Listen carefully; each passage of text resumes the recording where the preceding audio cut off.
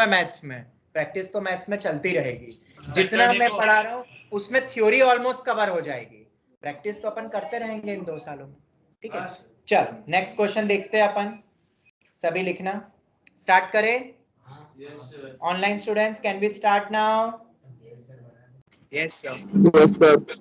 चलो तो लिखना, limit x tending to 0 cos of 4x plus a times cos of 2x plus b upon x raise to 4।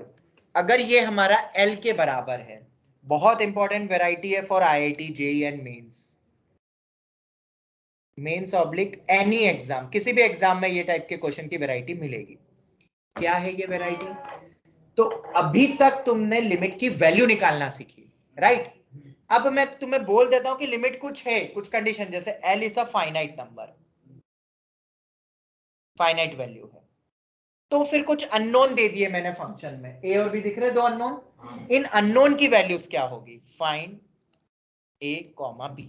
l दिया नहीं है, l भी हम निकाल सकते हैं, बस इतना दे दे फाइनाइट वैल्यू है तो भी।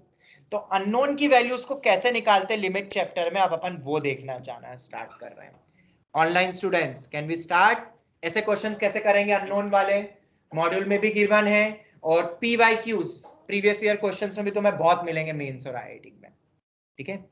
देखो तो सबसे पहले मेथड नंबर 1, तुम देख सकते हो x बहुत छोटा है, टेंडिंग टू 0 है, तो cos के अंदर के एंगल और x बहुत छोटा है, तो क्या हम, जो हमने पिछली क्लास में भी पढ़ा था, क्या हम एक्सपांशन लगा सकते हैं?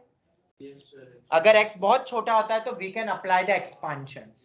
2 मेथड से इन टाइप के क्वेश्चन सॉल्व होते हैं अननोन वैल्यूज निकालने के। मेथड नंबर 1, एक्सपांड कर दो।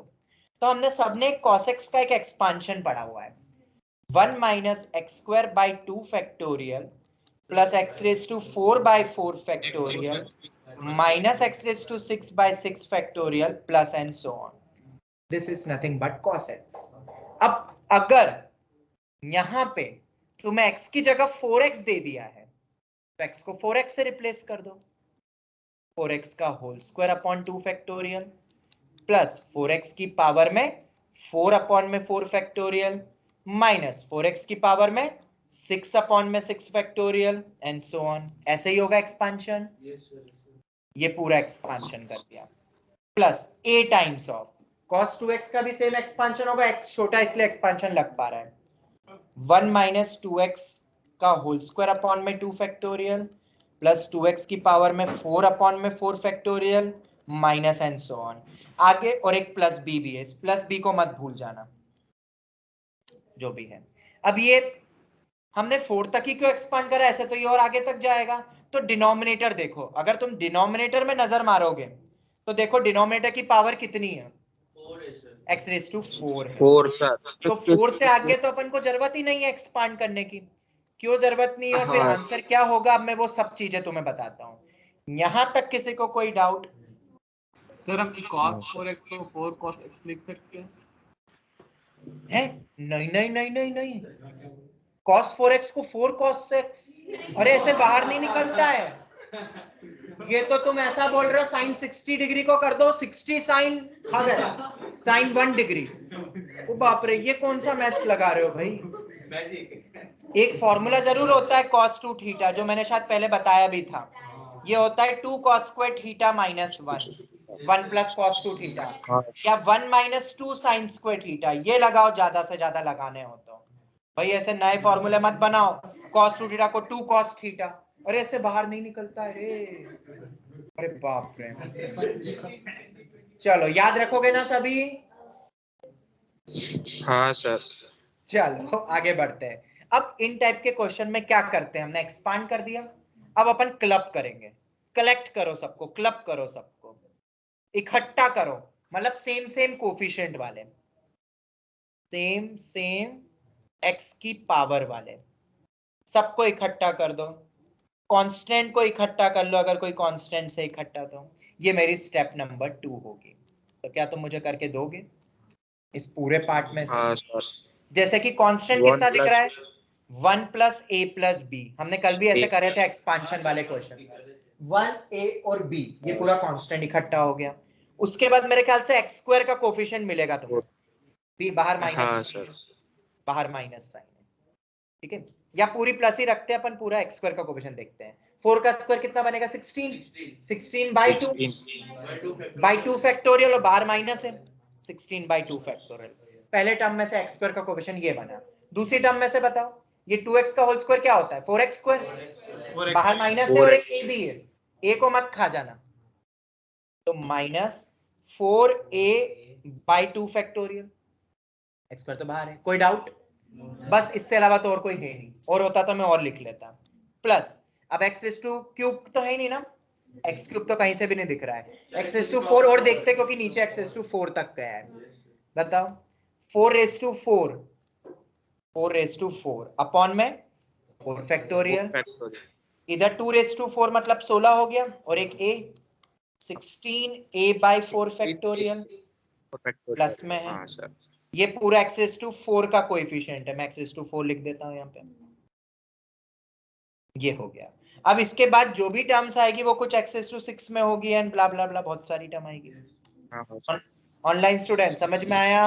क्लब करना आया, इकट्ठा करना Yes, आया, sir. हाँ सर, जैसा अपन ने बाइनोमियल में भी देखा था, सेम सेम वाले इकट्ठा करते थे वैसा, ये हो गया।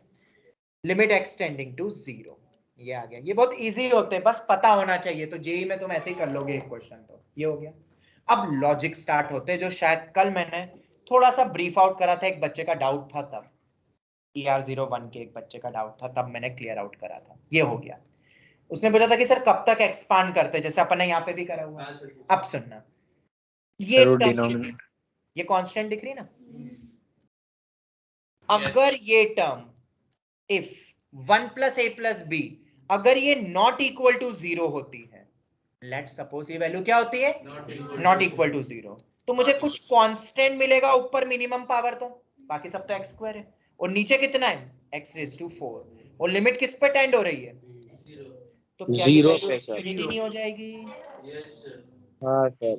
अगर ये वैल्यू 0 के बराबर नहीं हुई तो कुछ कांस्टेंट आएगा, नीचे x रेज़ टू 4 सेपरेट करेंगे ना अपन, बाकी सब तो 0, बाकी सब तो ठीक है जो भी टर्म आएगी, पर पहली टर्म अगर 0 नहीं हुई कांस्टेंट, तो आंसर हमें क्या मिल जाएगा इंफिनिटी। 2 upon Infinity. 0 कितना होता है 0 पे टेंड, इंफिनिटी तो 0 पे टेंड, ठीक है। तो इसका मतलब क्या है, ये टर्म क्या होनी चाहिए 0। इसको तुम ऐसे भी समझ सकते हो, मान लो नीचे x रेज़ टू 4 है, अगर ऊपर कुछ मान लो 2 है तो आंसर हो जाएगा इंफिनिटी।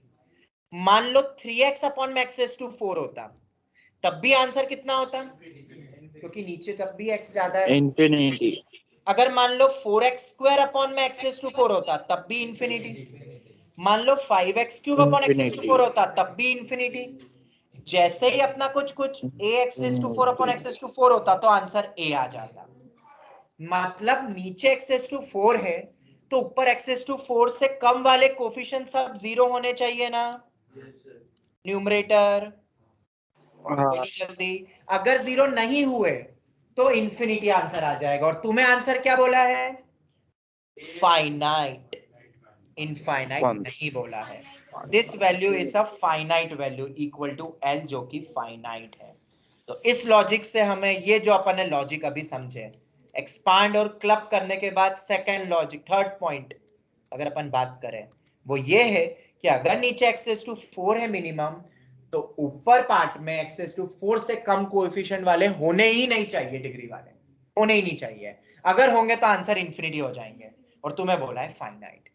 अगर ये पार्ट तुम्हें समझ में आता है तो तुम्हें कुछ इक्वेशंस मिल रही है, if you see carefully. 1 plus a plus b क्या होना चाहिए, देयरफॉर नहीं होने चाहिए, मतलब ये टर्म को क्या होना पड़ेगा 0। 0. दूसरे वाली टर्म भी क्या होनी चाहिए 0, एक्स स्क्वायर वाला दिख रहा है ना, एक्स का 0. भी कुछ होता तो वो भी 0, एक्स क्यूब का भी कुछ होता तो वो भी 0, तो -16 बाई 2 फैक्टोरियल कितना होगा, लिख लेते हैं पहले तो, -4a अपॉन में 2 फैक्टोरियल, इसको भी 0 होना पड़ेगा। That's great. क्या इन दो कंडीशन से अपन a और b निकाल सकते हैं, बिल्कुल निकाल सकते हैं। थर्ड एक और पॉइंट आ रहा है, अब x रेज़ टू 4 का कोफिशिएंट, वही आंसर हो जाएगा ना, ये दोनों 0 हो गया, x रेज़ टू 4 से कैंसिल हो जाएगा, और ऊपर इसके आगे तो सब 0 होने वाले, ऊपर x ज्यादा है ना, सेपरेट करोगे हर एक के साथ, ये दोनों तो वैसे ही 0 हो गए, तीसरे के बाद ये बच जाएगा ना टर्म, और यही मेरा आंसर होगा L। तो कितना है वो L 4⁴ अपॉन में 4 फैक्टोरियल प्लस 16a अपॉन में 4 फैक्टोरियल प्लस 16a अपॉन में 4 factorial will be my answer. ये आ जाएगा N। किसी भी ऑनलाइन बच्चे को कोई भी डाउट है तो पूछ लो, क्यों 0 होना चाहिए, समझ में आया? नहीं होंगे तो आंसर इंफिनिटी हो जाता, और सेम कोफिशिएंट वाला फिर वो आंसर हो गया। Yes sir clear. तो जरा सर, मुझे वो लास्ट में अपने वैल्यू के ऐसे लिखी सर। क्या क्या सर वो लास्ट में फाइनल वैल्यू कैसे लिखी, एक बार रिपीट करना। अरे ये वाली टर्म बेटा, ये वाली x⁴ दिख रहा है ना, ये सब तो हाँ हम तो सर। 0 हो गई। अब ये 0 हाँ थोड़ी ना होनी चाहिए, ये तो कुछ, ये आंसर होगा ना मेरा, यही x⁴ का कोएफिशिएंट, हाँ उसको वो हाँ सर। आंसर हो जाएगा L। बाकी सब तो वैसे ही 0 होना है, ऊपर ज्यादा है। चलो तो फटाफट सॉल्व करो, इक्वेशन 1 और 2 से वैल्यू निकालो a और b की, और थर्ड में रख दो। तो इससे मुझे बताओ a कितना आ रहा है, -16/2 फैक्टोरियल मतलब -8, -4a/2 मतलब 2a इज इक्वल टू 0। तो 2a इज इक्वल टू -8, तो a किसके बराबर आ गया, -4। -4। क्या a इक्वल टू -4 इसमें रख सकते हो, रखो। हाँ सर। तो b किसके बराबर आ रहा है, 3। 3 सर। 3a-4, वैसे तो बस इसमें a ही रखना था हमें तो, पर हमें abl तीनों ही पूछे थे ना एक्चुअली। 4⁴, 4 स्क्वायर होता है 16, 16 into 16 256 by 4 factorial 24 plus 16 into a कितना है -4 by 4 फैक्टोरियल होता है 24। कितनी आ रही है वैल्यू, सभी सॉल्व करके आंसर दो और करेक्ट देना। क्या बोल रहे हो भैया, ये 64 -64 और 256 है, क्या कर रहे हो? 192/24। आंसर बोलो, क्या सॉल्व नहीं हो रहा है 192/24 हो? नहीं सर, तो आंसर बोलो ना।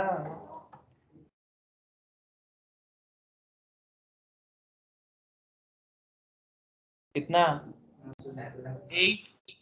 8। बाप रे, कैलकुलेशन भी नहीं आती है यार तुम्हें तो यार, कभी कभी ऐसा लगता है ना, मुझे अफसोस होता है बहुत।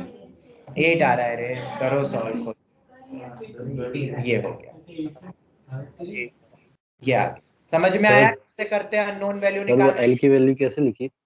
क्या बेटा, सर ये L की वैल्यू कैसे लिखी?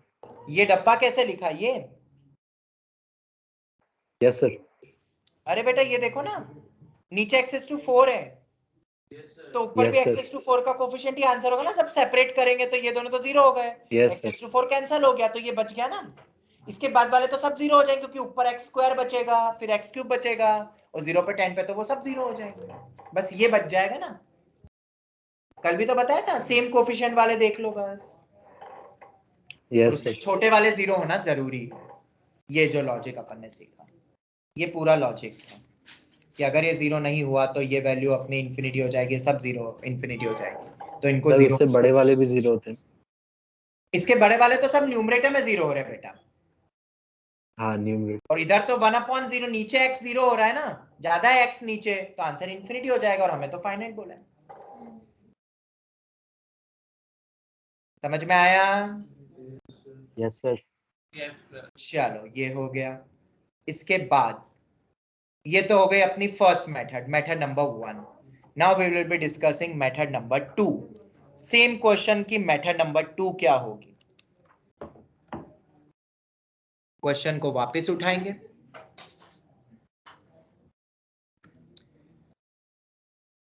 हमने कल कौन कौन सी मेथड समझी थी, एक तो एक्सपांशन, फॉर्मूला अप्लाई करना, अलग अलग इनडिटरमिनेट फॉर्म्स की सॉल्विंग समझी, और एक आखिरी में हमने चीज और लॉपिटल। पढ़ी थी, लॉपिटल या एल हॉस्पिटल। सर हम अब हम इस क्वेश्चन को करेंगे वापस से, और किससे कर सकते हैं, लॉपिटल से। टॉपिकल। हालांकि थोड़ा लंबा जाएगा, बट फिर भी अपन समझते लॉपिटल रूल से कैसे कर सकते हैं इन क्वेश्चन को क्रैक। एक्सपांशन ऑल तो बन गया। अब लॉपिटल में कंडीशंस एंड ऑल रहती है दैट 0/0 फॉर्म, इंफिनिटी फॉर्म में लगता है, एंड डेरिवेटिव आना चाहिए। एक पॉइंट ये, एक और चीज, अगर यहाँ पे जैसे कि चलो ये तो ठीक है, मान लो मैं तुम्हें log x दे देता, तो log x में तो अपन एक्सपांशन लगा ही नहीं सकते, कल अपन ने देखा था, तो इसमें हमें l'Hopital ही लगाना पड़ेगा। log 1 प्लस x का एक्सपांशन होता है, मतलब जहां तुम्हें एक्सपांशन नहीं पता है वहां हमारे पास एकमात्र एक ही सहारा है जो है l'Hopital। अब कैसे करते हैं l'Hopital में जरा समझते हैं, समझे ऑनलाइन स्टूडेंट्स? सर यहाँ पे चेन रूल यूज करना पड़ेगा ना? हाँ चेन रूल थोड़ा बहुत लगेगा इसमें डेरिवेटिव। देखो अब सबसे पहले चेक करो, इसमें बस चेकिंग चलेगी। First step, check the question. सबसे पहले डिनोमिनेटर में लिमिट रखो, वैल्यू कितनी आ रही बताओ। डिनोमिनेटर में वैल्यू रख के 0 पे टेंड। अगर डिनोमिनेटर 0 पे टेंड हो रहा है, ध्यान से सुनना, तो न्यूमरेटर को भी 0 पे टेंड होना चाहिए ना।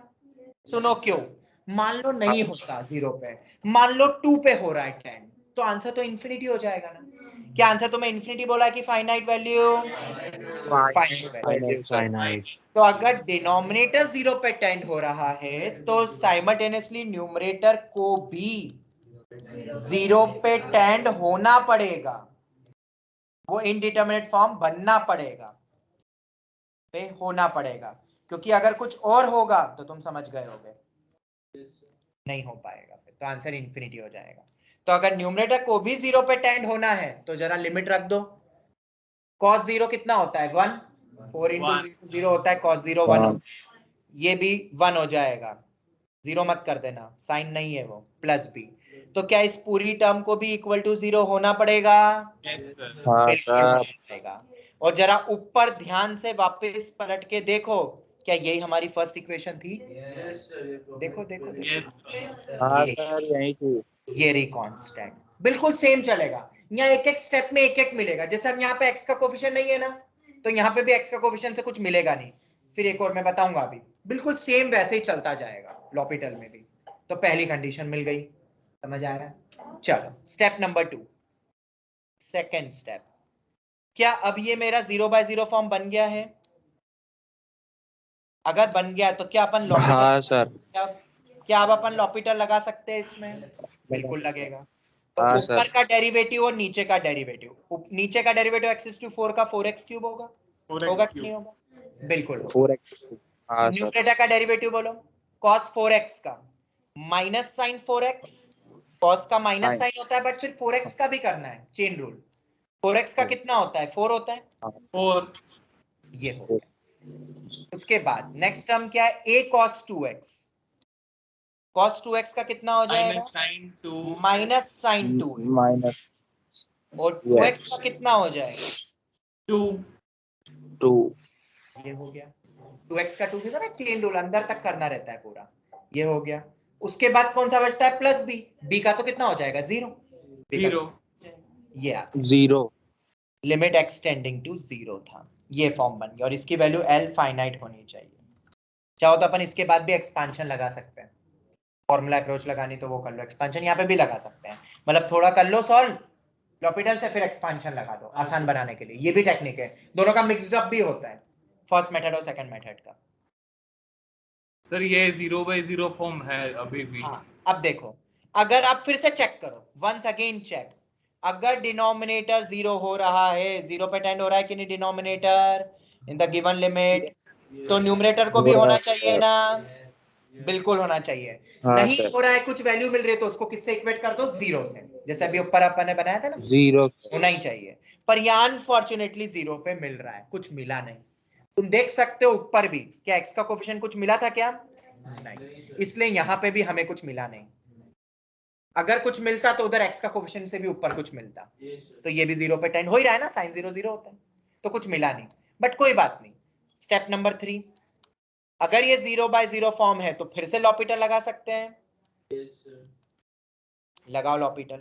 Yes sir. 4x³ है, 4 तो बाहर ही रहेगा, x³ का 3x² हो जाएगा, x⁴n का डेरिवेटिव होता है जैसे 12x।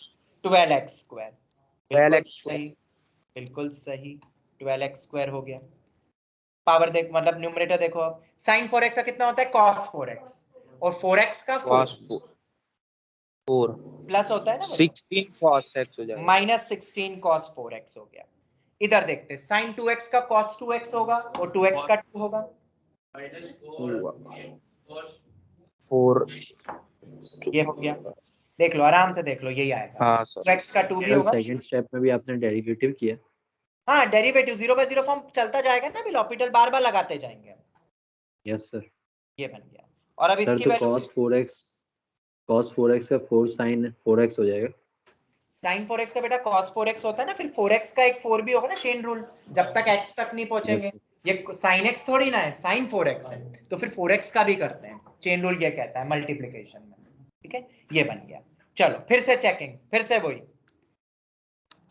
अगर डिनोमिनेटर 0 हो रहा है कि नहीं, बिल्कुल हो रहा है। अगर डिनोमिनेटर 0 पे टेंड हो रहा है तो न्यूमरेटर भी होना चाहिए ना। सर न्यूमरेटर हाँ में सर, अभी भी इसको हमें सॉल्व करना पड़ेगा। तो न्यूमरेटर कितना बन रहा है बताओ, लिमिट एक्सटेंडिंग टू 0 पे cos 0 1 हो गया, -16 -4 है। 16। देख लो ऊपर से भी यही आया था इक्वेशन। हाँ सर। तो a आ गया -1/, सॉरी -4, 4 सर। -4, देख लो वही आया था। ये देखो, ये ना -16/2 फैक्टोरियल ये लिखा था ना अपन ने, ये देखो 2 फैक्टोरियल को उधर ले जाओ, -16 -4 है, तो इससे a -4 आया था कि नहीं? ऑनलाइन स्टूडेंट्स बोलो। हाँ सर। ये आ गया, एंड सो ऑन, ऐसा करते जाओ, और आखिरी में जैसे ही यस नीचे, सर। अभी देखो कितनी स्टेप लगेगी, 12x² हो गया ना, अब एक और बार डेरिवेटिव करोगे, l'Hopital अभी भी चलेगा, तो 24x हो जाएगा, फिर तुम्हें कुछ नहीं मिलेगा, फिर से एक और बार डेरिवेटिव करोगे तो नीचे आ जाएगा 24, और नीचे अगर फाइनाइट आ गया तो ऊपर भी फाइनाइट ही आएगा, और वो मुझे आंसर दे देगा, वो एल आ जाएगा, फाइनाइट वैल्यू जो निकालनी थी। तो प्रोसेस समझ में आ गई? तो सर जब तक वो x की पावर 0 नहीं हो जाती तब तक हाँ, जब डेरिवेटिव तक करना फाइनाइट नीचे नहीं मिलेगा, और नीचे जैसे ही फाइनाइट मिला तो ऊपर भी फाइनाइट आ जाएगा, फिर जो भी आंसर है, क्योंकि जब तक नीचे 0 मिल रहा है ऊपर फाइनाइट नहीं हो सकता, ऊपर 0 ही होना पड़ेगा, सर तो क्योंकि कितनी नीचे बार 0 कर तो देते ऊपर भी 0, क्योंकि अगर ऊपर 0 नहीं बना तो आंसर इंफिनिटी हो जाएगा, और तुम्हें पहले ही बोल दिया फाइनाइट आना चाहिए। बोलो ऑनलाइन स्टूडेंट्स, क्लियर हो गया सबको? सर कितनी ये बार थी करना मेथड। पड़ेगा डेरिवेटिव? है। 2 बार और करना पड़ेगा ना अभी, 24x आ जाएगा, फिर एक और बार 24x से कुछ मिलेगा नहीं, क्यों? क्योंकि देखो ऊपर x³ से कुछ नहीं मिला, इधर x³ से कुछ नहीं मिला, x³ है ही नहीं, तो एक बार फिर अपन कोरे जाएंगे, बट फिर एक और बार करोगे तो आंसर आ जाएगा, ये x⁴ का कोफिशिएंट ये आ जाएगा, ये बिल्कुल सेम बनेगा, और ये मेरा आंसर हो जाएगा, यही तो आंसर था, L। सेम टाइप की टेक्निक है। तो अननोन वैल्यूज निकालना सीख गए सब, या तो एक्सपांशन या तो l'Hopital बार बार चेकिंग करते जाओ। किसी को भी डाउट? सर तो मैं एक ही वैल्यू no, sir. इसमें ही मिल गई ना, तो फिर हाँ एक्सपांड बेटा स्कूल में तो ऐसे क्वेश्चन नहीं आएंगे, ठीक है, वो सर अपन ने कल मेथड खत्म 1 कर के लिए दिए थे। सर, लेकिन सर की वैल्यू मिल गई तो डायरेक्ट निकाल ही सकते हैं ना दूसरी इक्वेशन से। हाँ वैसे तो सॉल्व कर ही सकते हैं ना, वो तो मैं तो बस ट्रेडिशनल पूरी अप्रोच बता रहा था। एल कैसे निकालोगे बेटा? एल भी तो निकालना पड़ेगा ना अपन को, ओ, इसके लिए वो बार बार अपन सर हाँ मेथड सर। 1 के लिए या लॉजिक किसी याद भी रखना स्टेप पड़ेगा? के बाद, देखो इस स्टेप के बाद भी तुम एक्सपांशन लगा सकते हो, इस स्टेप के बाद भी किसी भी स्टेप के बाद तुम एक्सपांशन पे मूव हो जाओ, इस स्टेप के बाद भी तुम एक्सपांशन लगा सकते हो, मतलब जरूरी नहीं कि हर स्टेप में तुम्हें l'Hopital से ही करना है, ये इसको ऐसा नॉर्मल क्वेश्चन की तरह लो, एक्सपांशन लगा दो जैसे ऊपर समझा, ये एक्सपांशन वाले में तो खैर डायरेक्टली एक्सपांड हो गया, वहां क्या l'Hopital लगेगा, वो तो आ ही रहा है, पर हम लगा सकते हैं l'Hopital एक्सपांशन दोनों का मिक्स भी तुम कर सकते हो।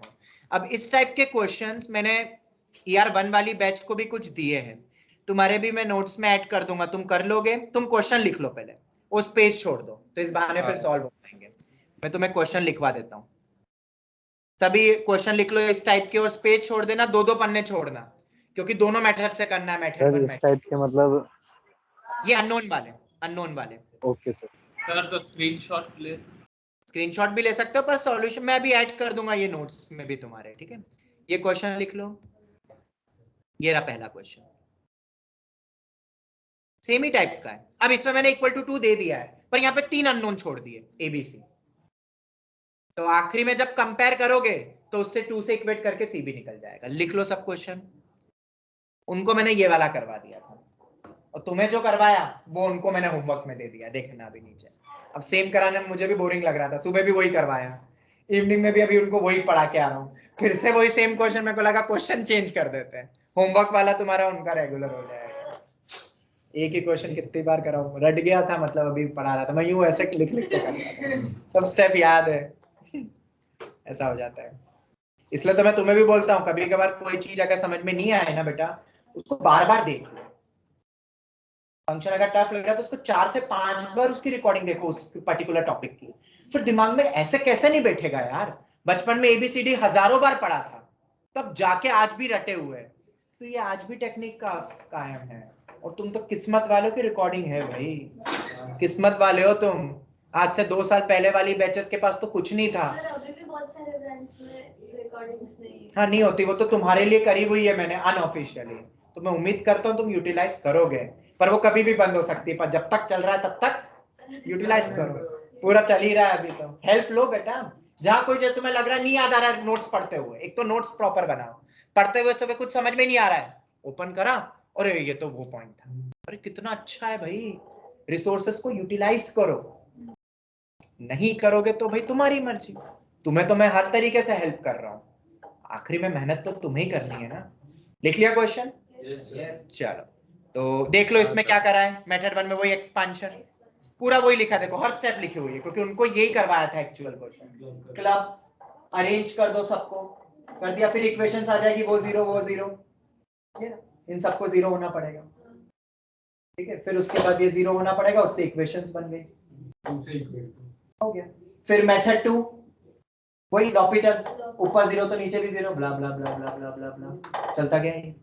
देख लोगे ना ये तो। अब यहाँ प्रोडक्ट रूल लग रहा है, देखो यहाँ दो टर्म्स आ रही है, x इंटू साइन एक्स, तो तुमने डेरिवेटिव में प्रोडक्ट रूल भी पढ़ा होगा। और जब e raise to minus x का करोगे तो minus e raise to minus x होगा, क्यों? e रेस टू एक्स का तो e रेस टू एक्स ही होता है, और वो माइनस एक्स का -1 भी आ जाता है, इसलिए अब तुम देख लेना इसको। एक और क्वेश्चन ये भी लिख लो, ये आईआईटी का पी बाई क्यू है, और अब मेंस में एक्सपेक्टेड है। स्पेस छोड़ देना, बट स्पेस जरूर छोड़ना, वरना वो कभी नहीं होगा सॉल्व, ठीक है। और ये मैं नोट्स में ऐड कर दूंगा इनके सॉल्यूशन के साथ ही, तो तुम हेल्प ले लेना। ये तो ER1 वाले तो बोल रहे हैं मेथड सर बहुत इफेक्टिव है, एक आप करवा दो, मिलते जुलते टाइप के आप हमें छोड़ दो करने के लिए, और नोट्स में दे दो तो हम क्रॉस चेक कर लेंगे। हाँ सर। उनको तो बहुत बढ़िया लग रही है मेथड। तो क्या होता है, एक टाइप के तुम्हारे पास 4-5 क्वेश्चन हो गए घर पे करने के लिए। जो हम रीडू बोलते थे वो ऐसा भी तो रीडू कर सकते हो, ये तो बेस्ट तरीका है। अब सर देखो, तुम ट्रिग्नोमेट्री के सारे क्वेश्चंस में लॉपिटल्स लगा सकते हैं? किस वाले क्वेश्चंस ट्रिगो चैप्टर में कुछ नहीं कर सकते हो? अरे ट्रिगो चैप्टर में कैसे लगा दोगे तुम भाई? नहीं, इसके रिलेटेड ट्रिगो वाले क्वेश्चंस बोल रहा हूँ मैं। जहां लग जाए, जहां लग जाए बेटा। चलो अब देखो, ये इंफिनिटी बाय इंफिनिटी लग रहा है, हमने कल भी देखा था इस टाइप का क्वेश्चन।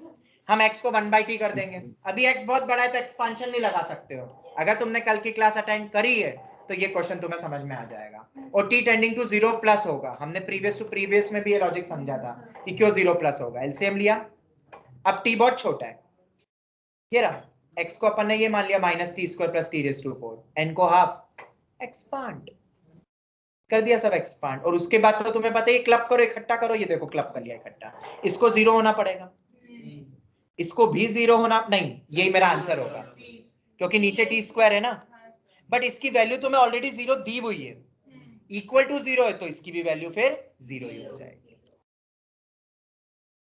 इक्वेशन बन गई, आंसर आ गया। लिख लिया क्वेश्चन? ये वाला तो तुम्हें करवा ही दिया, इनको पूरा लिखवा के, इनको तो दिया हुआ है अभी होमवर्क में ये वाला, और सॉल्यूशन तो उनको मैंने पूरा लिख के दे ही दिया है, सेम ही है, तुम्हें तो करवा ही दिया है, ऐसे ही तो बना था पूरा, 0 0 0 0 करते गए, देखो आंसर आखिरी तक पहुंचा। इसमें वो भी स्टेप लिखवाई है, आखिरी में 0/0 करके फिर से डेरिवेटिव करा है, और फिर देखो नीचे 24 आ गया, तो बस अब आंसर आ गया है, ऊपर 0 रखो, ये मेरा आंसर है, ठीक है। चलो लिख लिए क्वेश्चन सबने, ऑनलाइन स्टूडेंट्स? चलो सर आगे बढ़ते हैं। अब हम आते हैं सैंडविच रूल पे।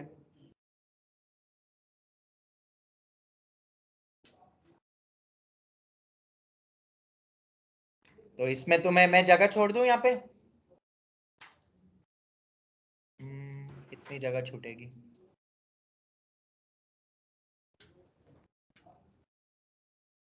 हाँ बहुत जगह है, देख लेंगे। चलो सैंडविच थ्योरम,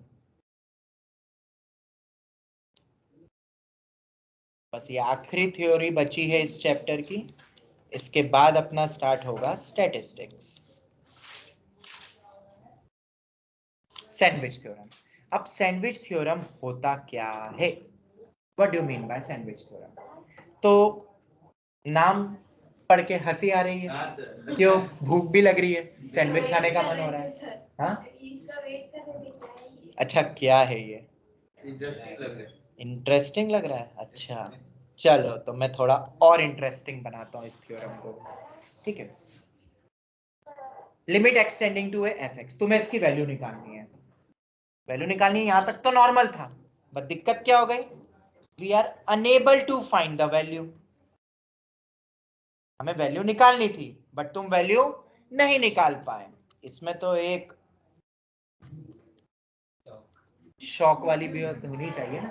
अरे मुझे इसकी वैल्यू निकालनी है, पर मैं निकाल नहीं पा रहा हूं। अरे यार, दिमाग का खराब हो गया, मतलब दिमाग खराब हो गया। तो अब क्या करेंगे? तो अब अपन हेल्प लेंगे सैंडविच थ्योरम की। वो क्या कहता है, अब सुनना। तुम fx की तो नहीं निकाल पा रहे हो ना लिमिट, इस लिमिट पे।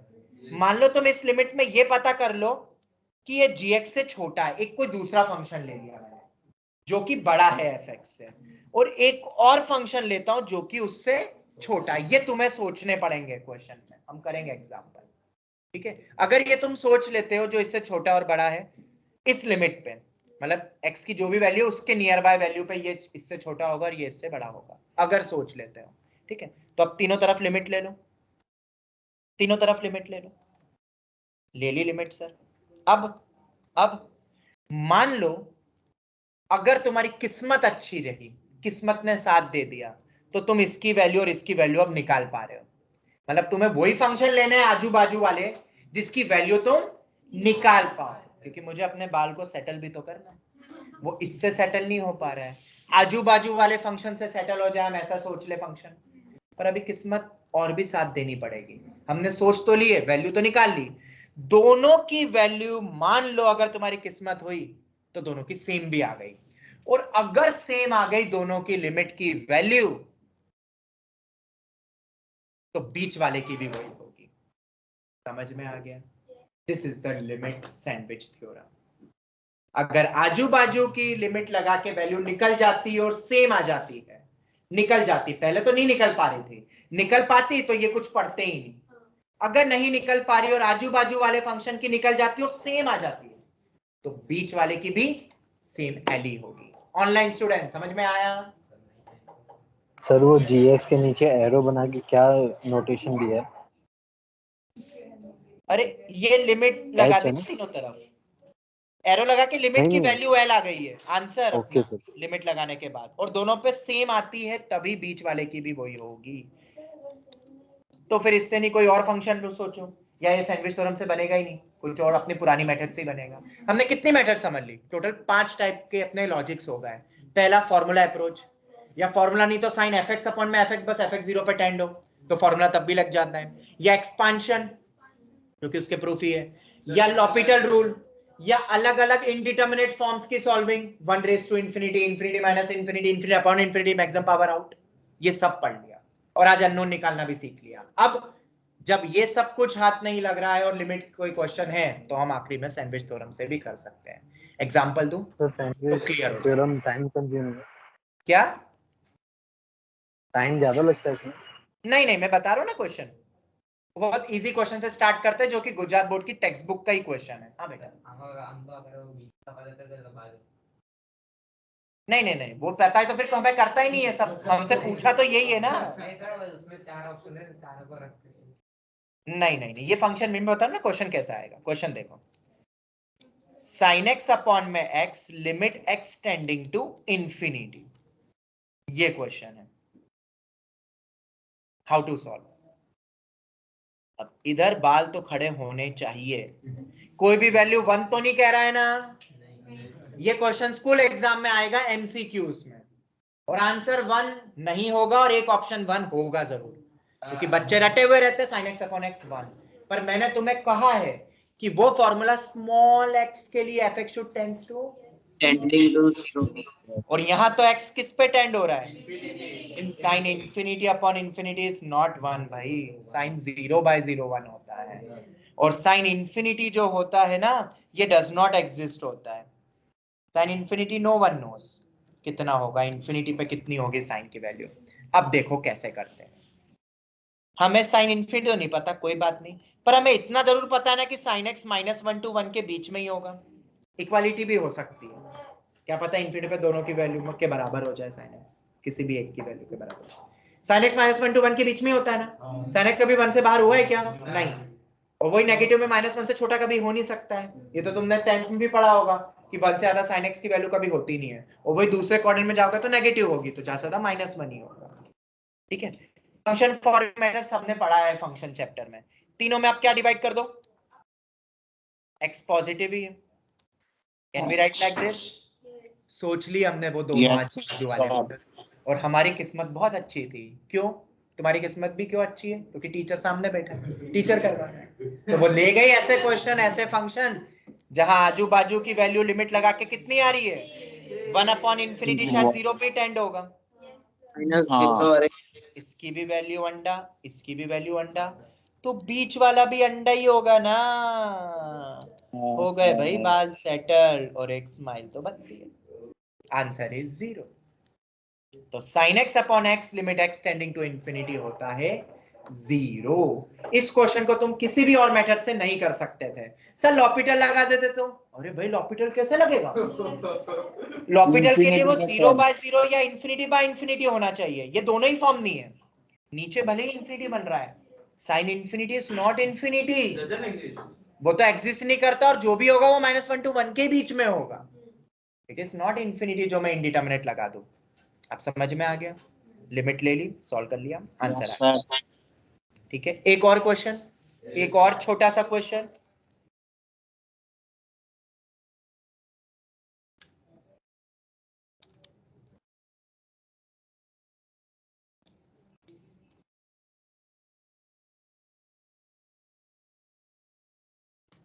Limit x tending to infinity, x into 5/x, 0 पे ले लो, 0 पे ले लो, इंफिनिटी पे भी ले सकते थे, इस बार 0 ले लेते हैं। अब ये कौन सा फॉर्म दिख रहा है? ये GIF है। ठीक है, तो x 0 पे टेंड हो रहा है तो 0, 5/x, 5/0 मतलब इंफिनिटी पे टेंड हो रहा है, इंफिनिटी का GIF भी इंफिनिटी होता है, मतलब ये 0 into इंफिनिटी फॉर्म है।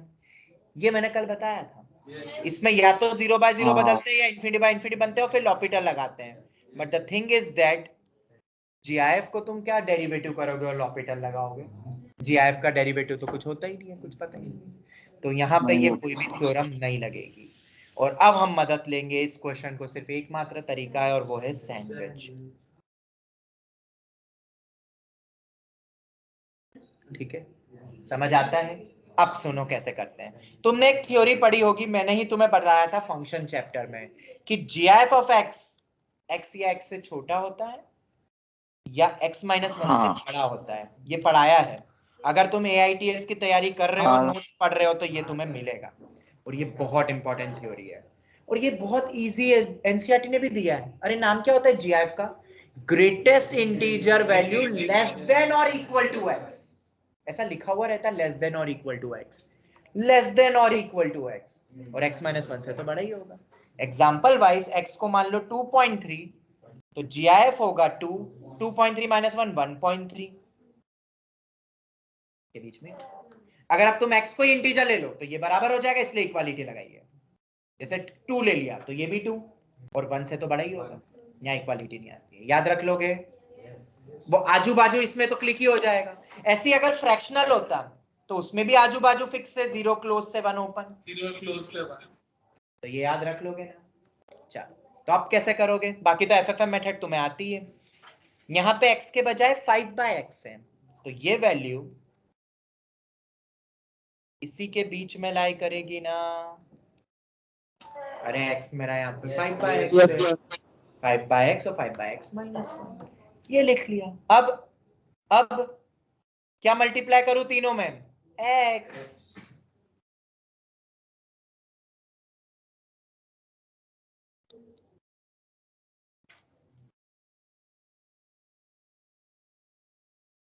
और अब लिमिट क्या लगा दूं,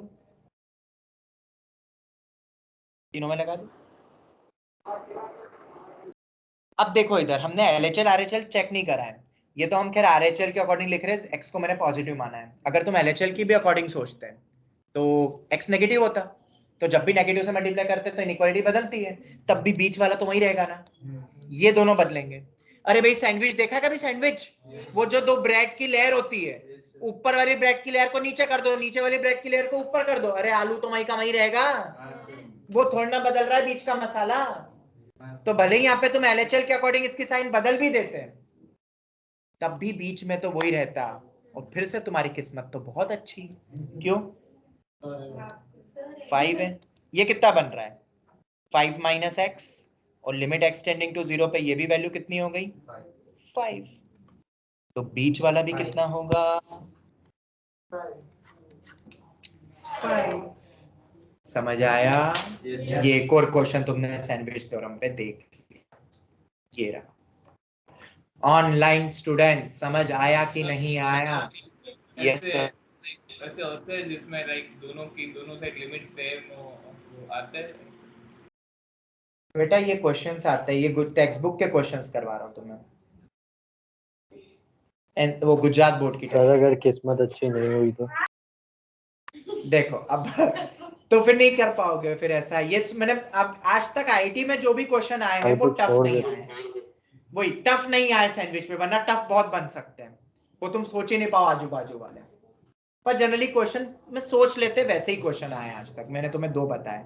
अब देखो मैं एक्चुअल जेई मेंस में जो एक क्वेश्चन आया एक्चुअल 2017 के ऑनलाइन पेपर में, वो मैं बताता हूँ। ये तो समझ आ गया ना सबको? आ गया? चलो ये तो हो गया। ठीक है, वो एक क्वेश्चन और क्या है वो तुम ट्राई करना, फिर से स्पेस छोड़ देना, मैं क्वेश्चन दे रहा हूँ, मैं बता देता हूँ। हाँ तो तुम्हें अब समझ में आ जाएगा क्या ना वो ये? आंखें खुल जाए पता चल जाए कैसे आएगा? हाँ बस तुम बता देता हूँ मैं, इसमें शायद मैंने लिखवाया है क्या, देखो मैं एक और क्वेश्चन, हाँ ये रहा ये रहा ये रहा, ये तो करवा देना ऊपर वाला तो, हाँ ये हो गया, ये रहा, ये मेंस का PYQ है, इतने सारे GIF है।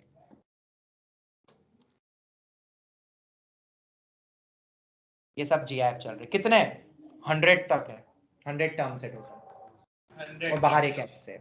ये जेई मेंस के PYQ में आया है, और डरने की कोई जरूरत नहीं है, क्वेश्चन लिख लो। फंक्शन फॉर्मिंग मेथड हमें पता है, हम पूरा फंक्शन बना लेंगे जहां से हमें रेंज पता है, मतलब जिसकी रेंज पता है वहां से तुम बना दो, आजू बाजू मिल जाएंगे, वैसे अपना हो जाएंगे फंक्शन। जैसे 1/x का GIF क्या इन्हीं दो के बीच में होगा? अभी बताया मैंने। 2/x का GIF भी इन्हीं दो के बीच में होगा, एंड सो ऑन, बाकी सब भी। सबको क्या कर दो ऐड, जैसे सबको ऐड करेंगे, ये कर दिया ऐड, तो -1 100 टाइम्स आ जाएगा, और ये वाला तो ऐड हो जाएंगे, इधर भी ऐड हो जाएंगे ये सब। अब x क्या करना है पूरे में, इसको मत भूल जाना, मल्टीप्लाई इस पूरे फंक्शन में, तो दोनों तरफ कर दिया। जैसे ही x मल्टीप्लाई करा तो ये सब x कैंसिल हो जाएंगे डिनोमिनेटर के, बचा सिर्फ 1 से लेके 100, जिसकी वैल्यू तो तुम्हें पता है n × n + 1/2 AP है, ये आ गया। इधर सर, अरे इधर भी तो वही बन रहा है, x को जब मल्टीप्लाई करूंगा तो 1 + 2 + 3 अप टू 100, और x उधर गया -100x, ये तो डिनोमिनेटर वाले कैंसिल हो जाएगा ना, और x टेंडिंग टू 0 पे ये गया, तो ये भी कितना दे रहा है,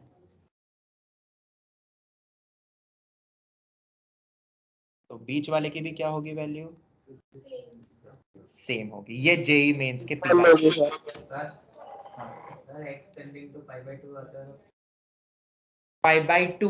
तो बेटा वो तो फाइनाइट वैल्यू दे रहा है, वो तो ऐसे ही रख दूंगा।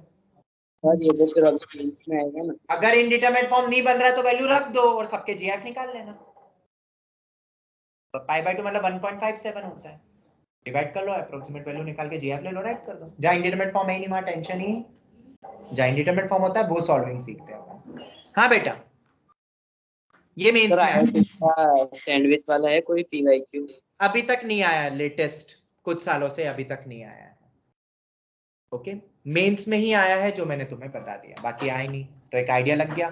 कुछ और क्वेश्चंस करेंगे वो मैंने नेक्स्ट ईयर के लिए छोड़ा हुआ है, नेक्स्ट ईयर जब अपना लिमिट कंटिन्यू होगा तब ये पूरी थ्योरी नहीं बताऊंगा, मैंने तुम्हें पहले ही कहा था हम क्वेश्चंस करेंगे और भी बहुत सारे जिसमें सैंडविच पे भी करेंगे। Is that clear? Yes sir. अभी टफ बाकी है, अभी मैंने तुम्हें थ्योरी पूरी कवर अप कर दी है, पर अभी टफ क्वेश्चन अभी भी इस साल भी अगर जब भी वक्त मिलता है तब करेंगे, जब AITS नियर बाय आएगा तब करेंगे, एंड कब करेंगे? Next year. हाँ, एक और चीज, इस सैटरडे को मैं फंक्शन पे एक रखने वाला हूँ 3 से 5, तो शायद मैम ने बोला है, केमिस्ट्री मैम ने, मैं 5:15 टू वही 7 तक रखूंगा, जैसे पिछली बार भी शायद रखी थी, और इस बार मैं फंक्शन के अपने क्वेश्चंस करवाऊंगा। हाँ कब आए सर केमिस्ट्री की भी क्लास होगी सैटरडे को? हाँ सर, फिजिक्स की होगी। फिजिक्स की नहीं होगी, फिजिक्स के सर 12th में लेने वाले हैं, तो 11th में हम दोनों लेने वाले हैं। ठीक है, 2.25 मतलब 1.25 घंटे जितना भी अपन प्रैक्टिस कर सके, ताकि तुम एक फ्लो में आ जाओ फंक्शन के। क्लियर हो गया? Okay sir. चलो, ताकि AITS ठीक ठाक जाए। और हाँ, एक और चीज, संडे को शायद तुम्हारी क्लास हो सकती है, क्योंकि ये वाला AITS शायद प्रैक्टिस है, प्रैक्टिस मॉक है ना ये, तो प्रैक्टिस वाला ही है ये वाला, और ये ऑनलाइन ही देना है iTutor पे, तो ये तुम इवनिंग में भी दे सकते हो, क्योंकि हमारी क्लास मिस नहीं हो। संडे को तो वैसे भी क्लास है सर AITS iTutor मैंने लगाया नहीं था एक्चुअली टाइम टेबल में। क्या बेटा? सर AITS iTutor पे होगा ना? हाँ, वो भी iTutor पे ही होगी। सर ये वाला प्रैक्टिस है। ये वाली प्रैक्टिस है, नेक्स्ट वाली जो होगी नेक्स्ट संडे वाली, उस दिन तो कोई क्लास नहीं होगी, उस दिन एक्चुअल AITS 24th को है। ऑनलाइन हाँ ऑनलाइन रहेगी, बट जैसा कि ER1 ने भी बोला, वो अपना सिस्टम लेकर आएंगे, कुछ बच्चे टैबलेट वगैरह, और यहीं बैठ के अलग अलग बैठेंगे बकायदा सब कुछ, क्योंकि वो बहुत बड़ी एग्जाम है। ऐसा है। और एक टीचर इधर इधर बैठ के देखेगी। इन्विजिलेटर को भी बुला लेंगे, अगर बच्चे ज्यादा आते तो उनको बुला लेंगे, ऐसा होगा तो। क्योंकि वो एग्जाम बहुत अच्छी लेवल की होती है, पूरे नेशनल लेवल पे होती है भाई वो, और पेपर भी अच्छे दर्जे का आएगा। मैंने एक तुम्हें प्रैक्टिस पेपर अपने लेवल पे भी दिया हुआ है, हाँ उसके क्वेश्चंस में सैटरडे को डिस्कस करूंगा, अगर उसके कोई डाउट है तो जिसने अटेम्प्ट नहीं करा है वो कल तक तुम अटेम्प्ट कर लेना, फ्राइडे कल छुट्टी है, और सैटरडे को तुम उसके भी डाउट पूछ सकते हो। वो एक और प्रैक्टिस पेपर ही मैंने दिया था, एक तुम देने वाले हो संडे को, और फिर एक्चुअल होगा तो थोड़ी बहुत तो तैयारी हो ही जाएगी, पर नोट्स पढ़ के देना, जिसका जो पेंडिंग बैकलॉग है फंक्शन का वो रिवाइज करना, सेट्स को एंड ऑल। एक और खास बात थी जो मुझे इस क्वेश्चन में बतानी थी तुम्हें, मान लो कोई बच्चा GIF देख के डर जाता, और उसको डरना नहीं है, मतलब वो GIF हटा देता, मान लो GIF हटा देता इस क्वेश्चन में, तो आंसर क्या आता? 5, और आंसर था भी क्या? 5। ऐसा क्यों हो गया? क्योंकि इसमें पता था कि सैंडविच लगना है, और अगर सैंडविच लगना है तो आजू बाजू की वैल्यू सेम आनी थी, तो राइट हैंड साइड को सॉल्व कर लेते तो आ जाते हो। राइट हैंड साइड क्या है? GIF हटा के जो है वो है, तो अगर पहले से अगर हमें क्लू मिल जाए कि इसमें सैंडविच सही होगा, तो सब GIF हटा दो और आंसर आ जाएगा, जैसे कि नीचे में भी देखो। ऐसा होता है कि क्या सारे दोनों साइड सेम ही हो, ऐसा ही होता है। अरे सैंडविच तभी लगेगा ना, वरना सैंडविच लगता ही नहीं। वो तो मैं बता रहा हूँ बस, अगर तुक्का मारना ही होता, जैसे कि लग रहा है अपन ने ऐसे करें, देखो ना GIF हटाओ जैसे नीचे वाले में भी, तो x कैंसिल हो गया 1 से लेके 100 तक का सम। हाँ, जैसे मैंने कल बताया था, infinity raise to 0 0 raise to 0 में मैक्सिमम केस में आंसर 1 आता है, और 0 रेस टू इन्फिनिटी वाले में 0 आता है। तो अगर ऐसा बन गया तो तुम्हारी किस्मत है, पर नहीं बना, और वो हर बार नहीं, किस्मत तो खराब है। हाँ तो भाई फिर पूरा सॉल्व करके चेक करो, दोनों लेफ्ट हैंड, तभी तो मैंने दोनों तरीके से बताया, वरना मैं पढ़ाता ही नहीं है, बोल ही देता हटा के जो आंसर है वो कर दो। सैंडविच तो हम पढ़ते ही नहीं अपन, सर बट वो जनरली नहीं होगा, बिकॉज़ वो लोग इतने इजी तो देंगे नहीं। पर मेंस में आ जाता ना, देखो ये मेंस में आया था, कभी कभार मेंस वाले दे देते हैं, IIT वाले तो कभी नहीं देंगे। ठीक है, चलो तो ये अपना पार्ट खत्म हो गया। अब आता है अपना स्टैटिस्टिक्स, और स्टैटिस्टिक्स बहुत इजी है, और जैसा कि मैंने कहा ये बोर्ड्स लेवल का ही है, तो क्यों ना अपन बोर्ड्स मतलब NCERT से ही पढ़े इस टॉपिक को, तो बेटर है। और इसमें बहुत सारे फॉर्मूले देखो, इसमें कुछ भी नहीं है, तुम भी अगर किताब उठा के पढ़ना शुरू करोगे तो तुम्हें भी आ जाएगा। और मैं एक और चीज कह रहा हूं, सिर्फ इस चैप्टर के सॉल्व एग्जाम्पल कर लेना, सिर्फ काफी है, क्योंकि उसी की टेबल बदल के क्वेश्चन नया आता है। देखो, क्या मीन का फॉर्मूला तुमने सबने पढ़ा है? मैंने यहां से yes sir. Sum of all the observation upon total number of observation, summation of xi, ये तो तुम्हें सबको पता, सीक्वेंस सीरीज पढ़ा है, अपॉन में n, और मीन का सिंबल क्या होता है, ये X या बार। ये भी लिखता है, म्यू भी लिखता है, म्यू भी लिखते हैं या x बार भी लिख देते हैं, ये नोटेशन है। किसी को कोई डाउट मीन में? No sir. अब आता है दूसरा मीडियन, ये भी तुमने पढ़ा होगा 10th में। उसमें सबसे पहली एक कंडीशन होती है असेंडिंग या डिसेंडिंग ऑर्डर में सभी एलिमेंट्स को रखो। याद आ रहा है कुछ? रख दिया। उसके बाद अगर नंबर ऑफ ऑब्जर्वेशन ऑड है तो n+1/2th observation will be the median, median middle वाली टर्म, मिडिल टर्म। और अगर इवन आ जाते तो दो मिडिल टर्म होती है, तो उन दोनों का मीन लिया जाएगा। n/2th से जो टर्म मिलेगी, n+1/2th ऑब्जर्वेशन से मिलेगी, उन दोनों का मीन। ऑनलाइन स्टूडेंट्स बोलो। Yes sir. वो है क्या रूपित? रूपित बैठा है क्या? होगा ही sir. Rupit, are you there? अच्छा कोई बात नहीं, वो बोला था ना सर पहले वो पढ़ा दो स्टैटिस्टिक्स, इसलिए मैं एंड में चाह रहा था, क्योंकि ये तो अपन बाद में भी कर लेंगे। लिमिट बहुत इंपॉर्टेंट था शायद, ठीक है। और ये वाले तो अब तुम्हें कुछ टेंथ में भी पढ़ा हुआ है, इसका बेसिक जो रहता है वो 10th में ऑलरेडी पढ़ा है, तो मुझे नहीं पढ़ाना है, पर लिमिट का तो बेसिक मुझे ही पढ़ाना था ना, इसलिए। अब देखो आगे इन दिस चैप्टर। और हाँ एक और चीज, ये जो टेक्निक बता रहा हूँ ना, इसी तरीके से केमिस्ट्री के एनसीईआरटी पढ़ा करो, क्योंकि जेई मेन में केमिस्ट्री एनसीईआरटी के बाहर बहुत कम पूछा जाता है। हाँ सर, वो एनसीईआरटी से ही पूछते हैं। तो इस तरीके से देखो, मैंने जैसे बताया हुआ है, नोट दिया हुआ है, देखो सब पे डॉट लगाया हुआ है, सब पढ़ो। देखो in this chapter we shall use the symbol capital N to denote the median unless stated otherwise. मतलब जब भी तुम्हें कैपिटल एम दिखे तो उसको क्या मान लेना है, और मीन का तो मैंने तुम्हें बता ही दिया है। अगर तुम्हें नहीं दिखता है, अगर कुछ और मानना है तो वो देंगे, वो बोल देंगे कैपिटल एम डिनोट्स मीन, तो मीन मानना, वरना तो मीडियन। ये हो गया। देख लो अब क्वेश्चन। हाँ इसमें अब कुछ कहानी में ट्विस्ट करा गया है, मीन डेविएशन अबाउट मीन पूछा जा रहा है भाई। अब ये क्या है भाई, मीन डेविएशन अबाउट मीन? तो बहुत इजी है। क्या तुम मीन निकाल सकते हो? मीन कैसे निकालेंगे? Sum of observation upon total number of observation. No आ गया। अब मीन डेविएशन अबाउट मीन क्या होता है, सुनना। हर एक ऑब्जर्वेशन को, स्टेप नंबर 2, देखो सब कुछ दिया है इसके अंदर, एनसीईआरटी एनसीईआरटी है भाई, एक बार ओपन करके तो देखो, दिखा भी देखो एनसीईआरटी। और ये रिपब्लिश्ड वाली है, मतलब कुछ कुछ गलतियां और जो एक्स्ट्रा ऐड करना था वो वाला मैंने लिया हुआ है पार्ट, न्यू एनसीईआरटी का। नहीं सर, नॉट टू बी रिपब्लिश्ड। अच्छा ऐसा लिखा है क्या? सर वो वाटर मार्क मार के देता ताकि कोई कॉपी ना करे। अच्छा ऐसा है क्या? चलो कोई नहीं, कोई नहीं। नहीं पर ये भी न्यू वाली में कुछ कुछ चेंजेस हुए हैं। हाँ सर, वो सर ऑनलाइन में हमेशा न्यू ही मिलता है। हाँ न्यू मिलता है, इसलिए मैंने ऑनलाइन वाला लिया, मैं वो कह रहा था, मुझे उससे क्या मतलब, रिपब्लिश मतलब अपन समझ रहे हैं बस। ठीक है देखो अभी तक ये मीन निकल गया। अब मीन डेविएशन मैंने क्या बोला, हर एक ऑब्जर्वेशन को मीन के साथ क्या कर दो, सबट्रैक्ट। स्टेप 2 समझ में आता है? देख लो वही करा है, सबट्रैक्ट। और फिर एब्सोल्यूट ले लो, मतलब हमें मॉड लेना है उस चीज का, सबट्रैक्ट करने के बाद मॉड, और फिर उन सबको क्या कर दो, ऐड, और अपॉन में टोटल नंबर ऑफ ऑब्जर्वेशन। तो फॉर्मूला क्या बन गया, xi माइनस x बार का मॉड का समेशन, इंडिविजुअल मॉड ले लेना है, होल मॉड नहीं लेना है, इंडिविजुअल मॉड सबट्रैक्ट करने के बाद, इसलिए अंदर मॉड रखा है, बाहर नहीं रखा है, अपॉन में total number of observation, mean deviation about mean. तो ये एक्स क्या है? सभी i गोइंग फ्रॉम 1 to 8, हर एक टर्म, अरे जैसे सीक्वेंस सीरीज में होता था ना, हाँ सर, वैसे सिंबल हर एक ऑब्जर्वेशन को लेने के लिए। अब जैसे 3 लेंगे, 3 को मीन से ये सब सबट्रैक्ट कर देना, ये सब सबट्रैक्ट करने के बाद इन सबको ऐड कर दिया, सबट्रैक्ट कर लिया, देखो ये सबट्रैक्ट करा हुआ है, ये रहा। सर इसका और पर्पस फिर क्या मॉड है, ले लिया। क्या मतलब मीनिंग क्या है इसमें?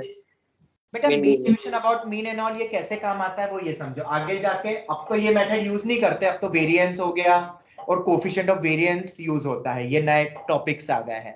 पर बेसिक लेवल पे जाओ, प्राइमरी लेवल पे, तो इसका यूसेज क्या है, शायद तुम यही पूछ रहे हो ना, ये क्यों पढ़ रहे हैं अपन। हाँ। इसका यूसेज तुम ऐसा समझ लो, बहुत इजी है। तुमने कोई प्रैक्टिकल करा, उसमें रीडिंग्स निकालते हो ना, तो हमने रीडिंग्स निकाली अलग अलग, फिर उसमें अपन क्या पढ़ते हैं, मीन पढ़ते हैं कि मीन रीडिंग क्या आ रही है, अपन कभी कभार वो कर लेते हैं, कंसीडर कर लेते हैं। अब अब हमें ये ऑब्जर्व करना है कि जो मीन वैल्यू आई है उससे डेविएशन कितना हो रहा है, हर एक रीडिंग अपने मीन वैल्यू से कितना डेविएट हुई वो तुम्हें निकालना, उसका मीन वैल्यू। अब समझ में आया? ताकि तुम ट्रेंड समझ सको। ट्रेंड होता है ना एक, जैसे तुम मैच भी देखते हो, आईपीएल भी देखते हो, उसमें वो ग्राफ बताते हैं कि ये ट्रेंड जा रहा है, ये है, ये एवरेज है, ये सब मैथ्स में बहुत काम आता है। और स्टैटिस्टिक्स तो पूरा मैथ्स का ही पार्ट है। हाई लेवल पे ये वाला पार्ट ज्यादा यूज होता है। बार ग्राफ हो गया, हिस्टोग्राफ हो गया, इसको जो डील करते हैं, रीड करते हैं, एनालिसिस, डेटा एनालिसिस डेविएशन वाले क्या यानी करते हैं? कितना एरर हुआ। हाँ बिल्कुल, कितना डेविएट हुआ, कितना एरर हो रहा है अपनी हर बार, वो कितना क्लोज हो गए, जितना क्लोज रहोगे मीन से उतना अच्छा है। अब समझ में आ गया बेटा? फील हो गया अब ये पार्ट? यस फील कराने के लिए तो मैं बैठा ही हूँ ना। ऐसा थोड़ी ना कि मैं 10th के कोई लॉजिक, जबकि 10th में ये आ जाते हैं लॉजिक सब। देखो, instead of carrying out steps every time we can carry on calculation step wise without referring to the step. एक और एग्जांपल दिया है बेसिकली, देख लोगे ना? डायरेक्ट सब्ट्रैक्ट कर लिया, डायरेक्ट वो मॉड करके कर लिया। डायरेक्ट ही मॉड लो ना, क्यों बीच की स्टेप्स पहले लिखो, सब्ट्रैक्ट फिर मॉड लो। अब आ गया मीन डेविएशन अबाउट मीडियन। डरने की कोई जरूरत नहीं है, पहले मीन से सब्ट्रैक्ट कर रहे थे, अब मीडियन से करेंगे। वो मीडियन कैसे निकालते हैं? सब्ट्रैक्ट करके फिर एवरेज लेने का। बस हो गया, समझ आ गया? अब आता है अपना टेबल जहां पे फ्रीक्वेंसी दे देते हैं। अब फ्रीक्वेंसी देने का मतलब क्या है? कई बार तुम ऑब्जर्वेशन करते हो तो एक ऑब्जर्वेशन एक से ज्यादा बार आ रहा है। जैसे यहां पे इसका मीनिंग ये है, फ्रीक्वेंसी का मतलब कि 2 बार आ रहा है, 2 टाइम्स आ रहा है, 5 8 बार आ रहा है, 6 10 बार आ रहा है। तो इतना अलग अलग बार आ रहा है ये, ठीक है? तो अपन 5 को 8 बार लिखे, 5,5, उससे बेटर नीचे फ्रीक्वेंसी लिख दो। फ्रीक्वेंसी बताता है कितनी बार वो ऑब्जर्वेशन आ रहा है, रिपीट हो रहा है। तो टोटल ऑब्जर्वेशन कितने होंगे? ये फ्रीक्वेंसी का ऐड 1 2 3 4 5 6, 6 मत बोल देना, 2 + 8, क्योंकि ये तो 8 बार हुआ है ना। तो 2 + 8 + 10 + 7 + 8 + 5 will be the total number of observation, जिसको अपन बोलते हैं समेशन ऑफ fi। ये होगा टोटल ऑब्जर्वेशन। ये भी पढ़ा होगा तुमने 10th में, समझ आया कि नहीं? ऑनलाइन स्टूडेंट्स आ गए? Yes sir. ठीक है। अब इसमें क्या करोगे? तो इसका मीन का फॉर्मूला क्या होता है? Summation of fi xi upon में n मतलब समेशन ऑफ fi। ये क्या हो जाएगा मेरा मीन। क्यों भाई मीन ये क्यों होगा? अरे यार, sum of all the observation upon total number of observation होता था ना। अब ये 2 अगर 2 बार आया है तो 2 बार ऐड होगा, 5 8 बार ऐड होगा तो 5 × 8 नहीं कर सकता क्या? 6 10 बार होगा तो 6 × 10 कर दो, तो भाई fi xi हो गया ना, और उनको ऐड कर दो, नीचे समेशन ऑफ fi। तो ये हो गया अपना n निकल गया, समेशन ऑफ fi xi निकल गया, तो ये अपना मीन आ गया। पर हमसे तो क्या पूछा था? मीडियन नहीं पूछा, पर मीन डेविएशन अबाउट। तो उसमें क्या करेंगे? उसका ये फॉर्मूला होता है मीन डेविएशन अबाउट, वो summation of fi into xi minus x बार निकाला था ना ये, इसका मॉड ले लेना, मॉड लेते हैं, और fi मल्टीप्लाई हो जाएगा। क्यों? वो टर्म उतनी बार आएगा। अरे उतनी बार सब्ट्रैक्ट करोगे ना उसको, 5 बार आ रहा है तो fi मल्टीप्लाई कर दो ना उसमें भी। ये बन गया फॉर्मूला, समझ आ गया? देखो ये xi माइनस x बार देखो पूरा करा हुआ है। अब मीन कितना आया बताओ? 7.5। तो ये 7.5 आ गया है। तो हर एक ऑब्जर्वेशन को 7.5 से क्या करा है? सब्ट्रैक्ट, और मॉड भी ले लिया है, ये आ गया। अब हर एक ऑब्जर्वेशन को उसकी फ्रीक्वेंसी के साथ मल्टीप्लाई कर दो, क्योंकि ये सब्ट्रैक्शन 2 बार आएगा, ये सब्ट्रैक्शन 8 बार आएगा। तो ये देखो 2.5 इंटू ये कर ली, टेबल बन जाती है। तो ये वैल्यू आ गई। बस अब 92 में हमें डिवाइड करना है f को, समेशन ऑफ fi, और वो ऐसे गिन लो, बनाया ना टेबल 2 8 10 कितना आ रहा है? 40। तो 92/40 विल बी द आंसर। देखो वही है 92/40। अब समझ में आ गया? और उसी तरीके से मीन डेविएशन अबाउट मीडियन भी हो गया। बोलो बच्चा। पर मुद्दे की बात ये है, किसी को याद है फ्रीक्वेंसी दे देते हैं तो मीडियन कैसे निकालते हैं? किसी को याद है? पढ़ा ही है, 10th में आता है, असेंडिंग डिसेंडिंग में तो करके। हाँ, क्यूमुलेटिव फ्रीक्वेंसी, वेरी गुड। हाँ सर, वो कर्व होता है यार 10th कहीं तो सबूत दो कि कुछ पढ़ा है 10th में। वो भी सब 10th करो। क्या बोल रहे हो? नहीं सर, बहुत पढ़ा है 10th। हाँ ये तो बहुत पढ़ा ही होगा, पता नहीं मार्क नहीं पढ़ा हो, छोड़ दिया हो तो पता नहीं भाई, सिलेबस में नहीं होगा क्यों? ऐसा सब कुछ था। सर नहीं, इसमें से कुछ पार्ट डिलीट हुआ था, कुछ नहीं। ये देखो बोले ना डिलीट हुआ।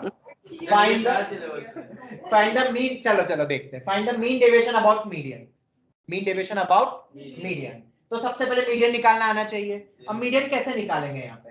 तो एक्सआई ये टेबल बनी हुई है। सबसे पहले अपन क्यूमुलेटिव फ्रीक्वेंसी निकालेंगे। Now what is cumulative frequency? 3 आया ना, ये 3 लिखा हुआ है, ऐसे लिख लो। चलो एफ आई ऐसे लिखो, क्योंकि तुमने उस समय शायद ऐसे ही लिखा होगा, एफ आई ऐसे लिखा होगा 3, और यहाँ एक्स आई लिखा होगा। इन्होंने ऐसे बनाया हॉरिजॉन्टल, अपन वर्टिकल तुमने पढ़ा होगा, क्योंकि 10th के एनसीईआरटी में वर्टिकल वे में बताया हुआ है। 3 4 5 2 4 5 4 3, ये तो 3 ही रहेगा, इसको ऐड करते जाओ। यस सर, 4 + 7 और 3 5 5 12, + 12 और 7 2 इसके करस्पॉन्डिंग 14 और 4 18 18 23 23 27 30। तो वो 30। ऑटोमेटिकली ऐड होके वही आएगा, समेशन ऑफ एफ आई रहता है ये तो वही आएगा। अरे ऐड ही तो कर रहे हैं अपन एक तरीके से, पर सीएफ लिखना पड़ेगा। फिर क्या करते हैं वो सुनना। सीएफ लिख लिया ना, क्यूमुलेटिव फ्रीक्वेंसी लिख लिया। अब उसके बाद ध्यान से सुनना।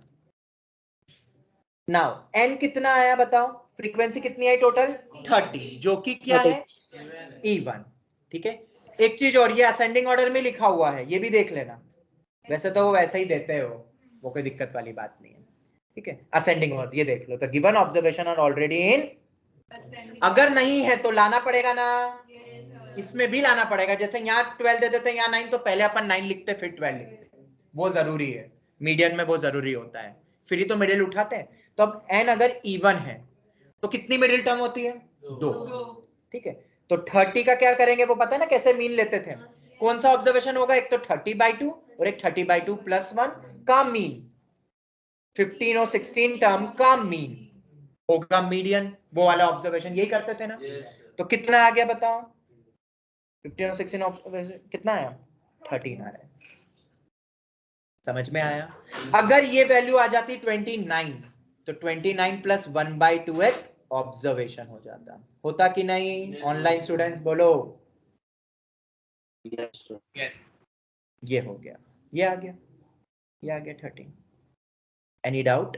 अब एक कहानी में और ट्विस्ट आ रहा है कि नहीं आ रहा है ना, आ गया ना, ये तो 15 16 तो आ ही गया ना, ये वैल्यू रखी थी ना, इसमें तो कोई ट्विस्ट क्या है, इसमें तो आ ही गया। और अब ये अब मीडियन आ गया है, तो उसके बाद तो तुम्हें पता ही है, जैसा मीन में करा था, मीन डेविएशन अबाउट मीन में, मीन डेविएशन अबाउट मीडियन। बोलो ऑनलाइन स्टूडेंट्स, किसी को भी डाउट? तो मीन डेविएशन अबाउट समझ में आया कैसे निकालते हैं? Mean deviation about mean, mean deviation about median. और मीन कैसे निकालते हैं और मीडियन कैसे निकालते हैं? अगर डिस्क्रीट ऑब्जर्वेशन है तो हो जाएगा, और अगर फ्रीक्वेंसी दे दें तो भी हो जाएगा ना दोनों। बोलो जल्दी से। Yes sir. अब आखिरी आता है, अगर तुम्हें इंटरवल दे दे, बस यहीं तक हम आज पढ़ेंगे, और इंटरवल तक ही, ज्यादा तो टफ आएंगे नहीं यूटी में, तो बाकी अपन फिर कल और कंटिन्यू करेंगे, ये आगे और भी चलेगा पूरा, मैं पूरे आंसर आया था। ठीक है, अभी मत बोलो। चलो मीन डेविएशन अबाउट मीन। अब ये इंटरवल दे दे तो क्या करना है, तो डरने की जरूरत नहीं है, बहुत सारी मेथड होगी इसकी, शॉर्टकट मेथड भी आती है। सबसे बेसिक मेथड तुमने शायद 10th में करी होगी, मिड वैल्यू ले लो, ये पढ़ा होगा शायद। तो मिड वैल्यू क्या हो जाएगी? 10 और 20 की मिड वैल्यू, बस इसी को xi मान लो, बस खत्म। fi xi - x बार fi × x बार, हो गया अपॉन में n। अब तो कर ही लोगे, ये तो हो गया, कुछ था ही नहीं, मिड वैल्यू लेके कर। पर कई बार होता है वो बोल ही देंगे तुम्हें कि शॉर्टकट मेथड से ही करो, मतलब जो आंसर टिक करना है वो शॉर्टकट से करना है। तो हाँ, एक और चीज, अगर इसमें मीडियन पूछता तो भी ऐसे ही करते हैं ना, मिड वैल्यू ले ले तो फिर तुम्हें पता है। ठीक है, अब देखो shortcut method of finding and all, तो हम यहाँ पे अज्यूम मीन लेते हैं। कुछ पढ़ा है ऐसा? अज्यूम मीन करके कुछ पढ़ा होगा, टेक द अज्यूम मीन। ठीक है, 3 होता है। अज्यूम मीन कैसे करते हैं पता है किसी को? अज्यूम मीन बीच वाला ले लेते हैं जनरली, वैसे तो कोई भी ले सकते हो, पर जनरली मिडिल वाला लेते हैं 45, अगर तुम्हें पता होगी ये चीज तो अज्यूम मीन मान लो 45। फिर क्या करेंगे? Assume mean method. Assume mean 45 ले लिया। अब ये डी निकालते हैं xi माइनस 45 अपॉन में 10, और ये 10 क्या होता है? Interval length. इंटरवल लेंथ बोल दो या रेंज बोल दो, जो कुछ भी बोल दो, रेंज बोलते हैं जनरली, या हाइट, जो भी बोले।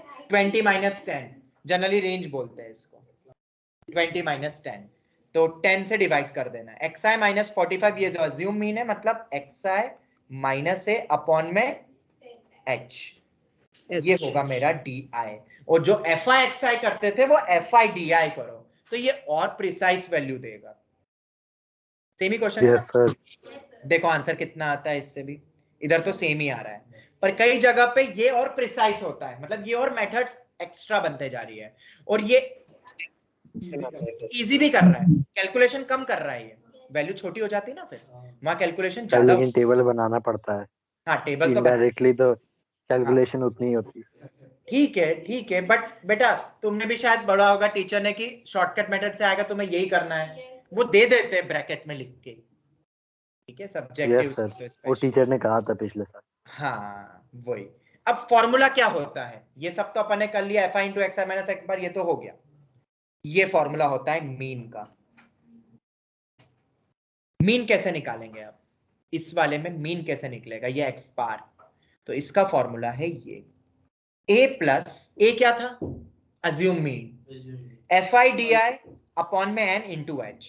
fi di कैसे निकालोगे, ये जो सम होके आ रहा है समेशन, 0 इधर मॉड नहीं लेना है, वो तो subtraction mean deviation about median या मीन में लेते हैं अपन मॉड, बस आ गया आंसर। सर ये फॉर्मूला पिछले साल नहीं था। अच्छा ये फॉर्मूला नहीं था, तो अज्यूम मीन के बाद कैसे करते थे, मीन कैसे निकालते थे फिर? इस फॉर्मेट में नहीं लिखा होगा, पर ये होगा हाँ जरूर। सर इस फॉर्मेट में नहीं। हाँ इस फॉर्मेट में नहीं लिखा होगा, ठीक है, चलो ये हो गया। अब मीन डेविएशन अबाउट मीडियन, उसमें ये फॉर्मूला होता है मीडियन निकालने का, मतलब अगर इस टाइप की तुम्हें इंटरवल दे दे और फिर तुमसे पूछते हैं मीडियन, मीन का तो फॉर्मूला समझ में आया, अज्यूम मीन करके, ऐसे ही फ्रीक्वेंसी वाला दे दे तो मीडियन के लिए ये फॉर्मूला होता है, क्या होता है बोलो, L प्लस n/2 माइनस सी अपॉन में f इंटू h। अब ये निकालेंगे कैसे भाई, ये n क्या है, c क्या है, l क्या है, ये पढ़ा था? अच्छा ये भी पढ़ा था, अरे वाह, ये सर पढ़ा था। चलो बढ़िया, वेरी गुड। मैंने बोला था ना, इसलिए ये टॉपिक में आधी से ज्यादा चीजें तो 11th 10th की ही है बस, इसके आगे और भी कुछ आएगा, वो अपन नेक्स्ट क्लास में देख लेंगे। मैं 15.1 तक का तुम्हें पूरा पढ़ा दिया है मैंने, इसके आगे अपन वेरिएंस एंड ऑल और भी पढ़ेंगे कल के दिन, आज नहीं, ये और देख लेते एक बार। हाँ बेटा कल मतलब जेई में 36 से कुछ आता है क्या? बेटा जेई मेंस में अभी तक जितने भी क्वेश्चन स्टैटिस्टिक्स पे आए हैं वो क्लास इंटरवल वाले तो आए ही नहीं है, हार्डली एक आध बार ही आए, वो डायरेक्ट ही पूछते हैं या एनसीईआरटी के मिसलेनियस क्वेश्चन जो मैं संडे को करवाऊंगा, मैंने रखे हुए, ये देखो इधर, ये दिया है ना आखिरी स्टैटिस्टिक्स जेई मेंस क्वेश्चन, तो मैंने रखे इकट्ठे, अपन करेंगे वो संडे को, पर अभी अपन यूटी के अकॉर्डिंगली बेसिक वाला देख लेते हैं, ठीक है। अब जैसे ये वाला देखो, ये वाला फॉर्मूला कैसे अप्लाई करोगे, कहाँ गया ये वाला, कैसे लगाओगे फॉर्मूला, तो देखो cumulative frequency is just greater than equal to, हाँ अब इसमें सबसे पहले तो मुझे बताओ n तो क्या होता है, सम ऑफ ऑल द फ्रीक्वेंसी, ये हो गया। L F H C क्या क्या होंगे, what is this, L lower limit frequency of the width of the median class, and C is the cumulative frequency, ये हो जाएगा of the class preceding the median class. तो एक example से समझे, ये रहा ये है ना क्वेश्चन, हाँ बिल्कुल। चलो ये अपन ने बनाया, क्यूमुलेटिव फ्रीक्वेंसी भी लिख ली, मिड पॉइंट्स लिख लिए, मिड पॉइंट्स लिख लिए पूरे सबके, ठीक है। अब उसके बाद क्लास इंटरवल n/2 देखो इधर तुम्हें क्या करना है, जो भी n आया है ना उसका आधा करो, मीडियन क्लास निकालनी है कौन सी, अगर वो मैच कर जाए हमारी टेबल से किसी के साथ, जैसे n/2 कितना हुआ 25, पर यहाँ पे 25 दिख रहा है, हाँ दिख रहा है, अगर नहीं दिखता तो उससे जस्ट नेक्स्ट वाला देखते हैं, पता है कि नहीं, ग्रेटर देन और इक्वल टू, ये एक पॉइंट रहता है। अब 25 मिल गया, अब तो सब कुछ हो गया, बस ये हो गया। और एक और चीज यूज होती, प्रीसीडिंग वाला भी देखा तुमने, सी क्या है, cumulative frequency of the class preceding the, ये वाला मतलब 13 सी हो जाएगा। ये देख लो सब कुछ रखा हुआ है, C13 एंड ऑल सब कुछ रखा हुआ है, इसमें कुछ भी नहीं है बेटा, सिर्फ फॉर्मूले है, एक एक बार भी तुम कर लोगे और एक एक क्वेश्चन हर टाइप पे बिना देखे कर लो, टेबल बना के आराम से 10-15 मिनट लगा के, फिर तुम कभी भी गलती नहीं करोगे। समझ में आया? इस टॉपिक पे कमांड करने का सिर्फ एक ही तरीका है, एक एक क्वेश्चन पिकअप कर लो, फॉर्मूले याद कर लो और बिना देखे एक एक बार ट्राई कर लो याद करके। ठीक है, तो अपन ने फर्स्ट एक्सरसाइज इतना तो पूरा ही कर लिया है, इसमें तो खैर वो इंटरवल वाला भी नहीं है, फ्रीक्वेंसी वाला, खैर कोई नहीं।